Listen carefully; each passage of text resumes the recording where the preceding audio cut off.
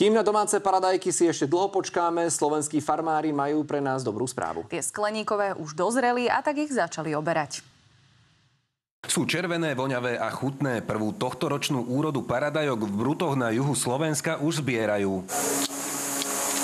Bolo veľa slnečných dní a pomohlo to tej našej paradajke, hlavne pri tom finálnom dozrievaní. Každá jedna paradajka má kvapôčkovú závlahu. Vodu zachytávajú zo striech. A potom ju miešame so studničnou vodou, aby bola proste čo najlepšia závlaha pre paradajku. Najideálnejšie je, aby na jednom strapci zostalo 8 paradajok. No a práve tu strieda modernú technológiu ľudská ruka. Naše ženy ten počet kvetov korigujú. Keď je teplejšie, tak je aj viacej tých plodov. Necháme aj viacej plodov, lebo dokážu dozrieť. Znie to neuveriteľne, no paradajky dokážu vyrásť až do 12 metrov. Ona sa potom postupne tak ukladá na tie haky, čo môžete vidieť na boku a takto proste celý rok žije v tom skleníku. Oberajú ich, až keď sú v plnej zrelosti a aj keď ich doprava na domáce pulty stojí menej peňazí, v porovnaní napríklad s tými z Afriky stále ťahajú za kratší koniec. Ceny zahraničných paradajok samozrejme, že je im ťažko konkurovať, len proste nám ide viacej o kvalitu ako o kvantitu.